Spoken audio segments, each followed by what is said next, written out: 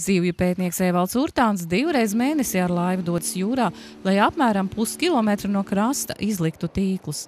Pēc 12 stundām tiek savākts zivju loms. Pagājušais bija ļoti rupjas zivis. Pirms 2 nedēļas. Tas ezera zivis, bet ļoti liela izmēra. Graudu 5 kg, asars 1,200 kg, tāda lielāka. Ālans uz 2 kg. Šoreiz tīklos pārsvarā iekļuvušas ezera un upju zivis, kas vasaras svelmē meklē vēsāku ūdeni, kā arī citu barību. Citu Bārtas upē pēdējos 3 gados ļoti daudz vimbus ir parādījušās un ārstūniet. Kā tas nebija pirms tam, kaut kāda interesanta sakritība, vimbiņa tad neliela. Baltijas jūrā pastāvīgi sastopams apmēram 10 zivju sugas. Pēdējos gados to populāciju apdraud apaļmutis jūras grundulis.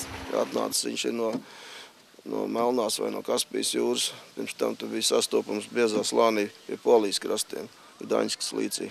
Viņi sēd gliemežus un arī, iespējams, arī citu zivju ikrus, ja, un te nevar zināt, kā tas viss var beigties. Savu veidu ekoloģiska krīze var veidoties. Šai pusē pie Liepājas neliecina par to, ka zivju krājumi būtu samazinājušies. Te ir sastopams dažādi izmēri, liels un mazas zivis un ļoti daudz. Top arī zinātniskas publikācijas un vispārējais. Tas arī materiāls ir, piemēram, ko zivis ēd, ja, dabūt. Ja viņas ir svaigi ielīdušas, tad vēl kuņģos vēl nav viss sagramojies. Kā citādi tu viņi dabūs, tur, piemēram, tādu plici jūrā vimbu un makšķi nenoties tā vienkārši. Pētniecības nolūkos saķertās zivis tiek reģistrētas žurnālā, mērītas un tad svērtas. Pleksti. Reņģēja garums tagad skaitās līdz šitai vietai asas pusgalam.